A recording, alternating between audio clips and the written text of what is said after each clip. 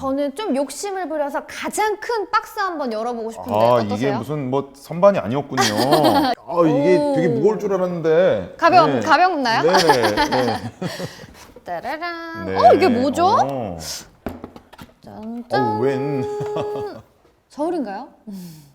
뭔가 균형을 맞춰야 된다? 약간 그렇죠. 이런 느낌인데? 자원봉사 활동도 이렇게 균형을 잡아야 되는 부분들이 있다라고 볼 수가 있겠습니다. 네. 이 자원봉사자와 도움이 필요한 사람들 간에 상호 호혜적인 그런 어떤 관계를 잘 유지해 갖고 가는 것, 그것이 바로 자원봉사를 지속 가능하게 할 수 있는 어떤 태도라고 볼 수가 있겠습니다. 이렇게 도움이 필요한 분들과 자원봉사자 분들 간에 균형을 잘 못 맞추는 경우도 있을까요? 자원봉사 영역에서 갑질이 있을까요, 없을까요?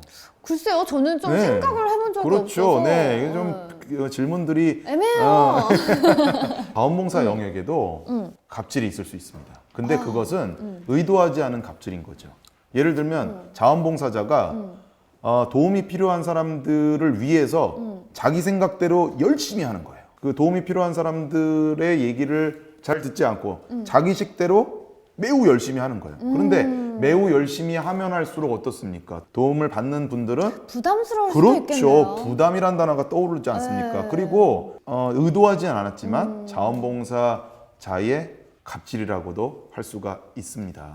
그렇군요. 그러면은 자원봉사자들이 가져야 할 뭐 의무라든지 그런 네. 권리라든지 뭐 이런 것도 있을까요? 사실 갑질도 있지만 또 너무 의울적인 어떤 태도도 사실 또 문제가 있습니다. 아, 그래요? 그것도 균형에 맞지가 않는 거죠. 그쵸? 자원봉사 현장에서 활동을 하려면 네. 여러분들이 활동하실 수 있는 범위는 이거고 기간은 이거고 또 규칙들은 이렇습니다 라고 하는 걸 배우고 자원봉사 현장에 들어가야 되는데 이제 들어가다 보면 그 도움이 필요한 분들이 그 이상의 것들을 요구하실 경우가 있어요.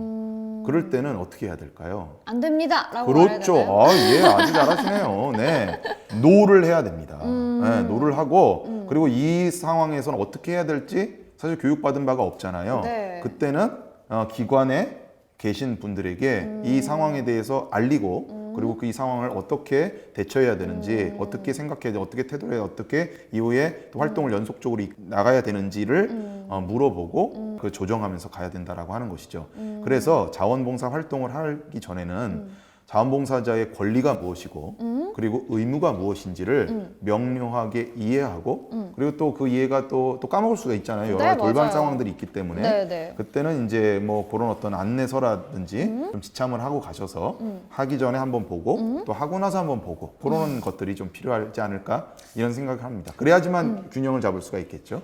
네, 그러면 제가 소장님 말씀을 좀 들어보니까 네. 자원봉사자는 어떤 자세로 자원봉사에 임해야 되나? 약간 네. 이런 생각이 드네요. 뭐 자원봉사 활동에 있어서 이제 우리가 인간관계에 있어서 기본 자세, 기본을 지키는 게 되게 중요합니다. 일단 첫 번째 우리가 약속을 하지 않습니까? 네. 자원봉사도 일종의 상방 간의 약속인데 가장 잘 지켜야 될 게 뭘까요?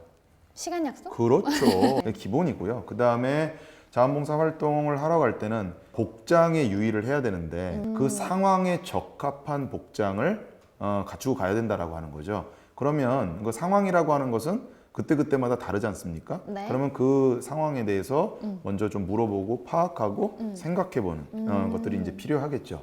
여러 가지 또 자원봉사 활동을 하다 보면 생각하고 계획한 바대로 가지가 않을 수도 있고요. 네. 그 다음에 이제 약속한 어떤 상황은 아닌데 조금 더 많은 것들을 도와줄 수가 있을 것 같은 어떤 자신감이 또 생길 수도 있어요. 네. 그러다 보면 무리한 약속을 할 수가 있거든요.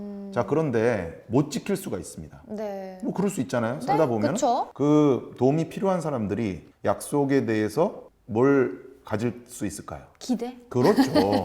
근데 기대를 갖고 있다가 그걸 못 하게 됐어요. 실망을 하겠죠. 그렇죠. 나아가서 또 이 배려심이 아니라 희생 정신에 기반해서 활동을 하시는 분들이 있습니다. 그 자원봉사는 자기가 희생하는 게 아닙니다. 자원봉사 활동은 배려까지 그리고 나눔까지 그리고 같이 연대를 하는 거죠. 일방적으로 내가 그분을 위해서 희생하는 그런 어떤 것에 기반해서 활동하는 것이 아니다. 희생에 기반하면 노를 못하고 그쵸. 점점 너무 힘들어지는 거죠. 그러다가 이제 서로 간의 갈등이 또 심화가 되는 그런 어떤 사건들도 종종 일어나곤 합니다. 뭐 개인적으로 하는 활동에도 좀 뭔가 의미가 소진되기도 하고요.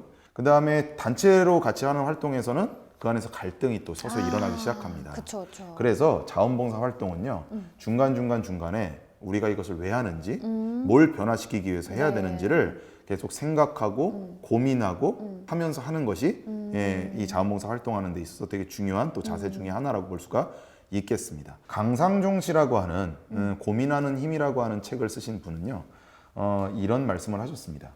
고민하는 사람은 도움이 되는 인간보다 더 높은 곳에 있다라고 하는 말씀을 하셨습니다. 네. 그래서 21세기에서는 생각하는 자원봉사 활동 이것이 필요하다라는 생각이 듭니다.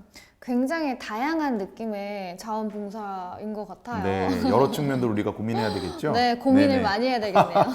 제가 좀 소장님 말씀을 들어보니까 좀 이런 균형을 정말 잘 맞춰야겠다 이런 생각이 들었어요. 네. 뭐 도움을 받으시는 분들이나 아니면 뭐 자원봉사를 하시는 분들이나 존엄할 권리가 있잖아요. 그렇죠. 자, 그래서 모두 다 존중받아야 되는 것 같아요.